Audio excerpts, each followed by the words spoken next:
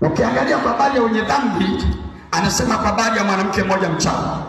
Anasema ewe mwanamke mchawi na kahaba, anasema katika siku moja uangamivu wako utakuwa. Katika siku moja utafiwa na watoto na mme. Naona katika siku moja utabaki mjane na usiyekuwa na usawa, utabaki mjane na tasa katika siku moja.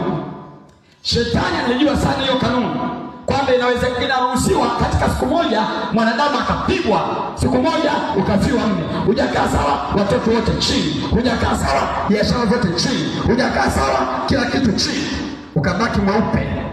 Ndipo Ayubu analua mavazi yake akasema, nalitoka tumboni kwa mama yangu mikono mitupu, kwa hivyo na nitarudi huko sina kitu. Nalikuja sina kitu, narudi sina kitu. Bwana alitoa na yeye ametoa, jina lake libarikiwe. Haleluya, haleluya. Je, utambariki Mungu katika mapigo yoyote utakayokutana nayo? Je, utambariki Mungu katika majaribu yoyote utakayokutana nayo? Ama utaanza kukimbia na kupaniki na kuendea waganga wa kienyeji? Biblia inasema Ayubu katika mambo yote hayo hakumtenda Mungu dhambi, baada alimshukuru na kumtukuza na kuambia watu wamjue sana Mungu ili wawe na amani. Ayubu alijua haya yote Mungu anayoyatenda maana yake nini. Ayubu alijua, akaongeza bidii ya kumjua Mungu, kumshuhudia Mungu, kumsifu Mungu, kumwamini Mungu.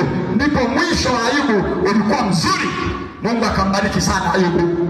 Biblia inasema akampa mabinti wazuri kuliko wale wa kwanza, akampa wana wazuri, watoto wa kiume kuliko wale wa kwanza, akampa mke mzuri kuliko yule wa kwanza, akampa mali nyingi nzuri na utajiri mkubwa kuliko yule wa kwanza. Kama unanielewa sema amen.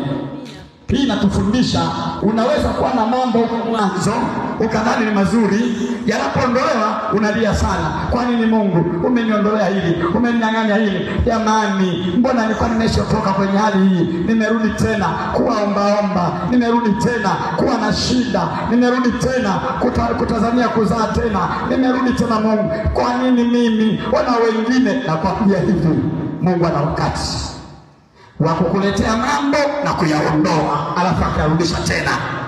Mungu alipomletea Ayubu mara ya pili zile baraka, Ayubu alishangaa.